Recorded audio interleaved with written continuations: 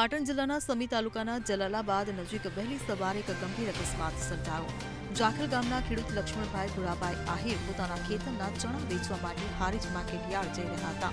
સવારે 5 વાગ્યાના સુમારે સામેથી આવતી ગાડીની એલઈડી લાઇટ ટ્રેક્ટર ડ્રાઈવરની આંખમાં પડતા તેને સ્ટીયરિંગ પરનો કાબુ ગુમાવ્યો। આ કારણે ટ્રેક્ટર રસ્તાથી નીચે ઉતરી ગયું અને પલટી ખાઈ ગયું હતું। ત્યારે ખેડૂતના ભાગ્ય તરીકે કામ કરતા શામજીભાઈ હમીરભાઈ અદગામના જણાવ્યા મુજબ અકસ્માતમાં આશરે 300 મણ ચણાનું નુકસાન થયું છે। ટ્રેક્ટરને પણ નોંધપાત્ર નુકસાન થયું છે। ઘટનાની જાણ સ્થાનિક ગ્રામ પંચાયતના તલાટીને કરવામાં આવી છે। ખેડૂતે આ નુકસાન બદલ સરકાર પાસે વળતરની માંગણી કરી છે। અકસ્માતથી ખેડૂતોને મોટું આર્થિક નુકસાન થયું છે, જેના કારણે તેમની સ્થિતિ કફોડી બની છે। Bureau report CN24 news. હવે જુઓ દેશ દુનિયાની તમામ ખબરો તમારી આંગળીના ટેરવે। ઉઠાવો મોબાઈલ અને Google Play Store પરથી ડાઉનલોડ કરો અમારી CN24 ન્યૂઝ મોબાઈલ એપ।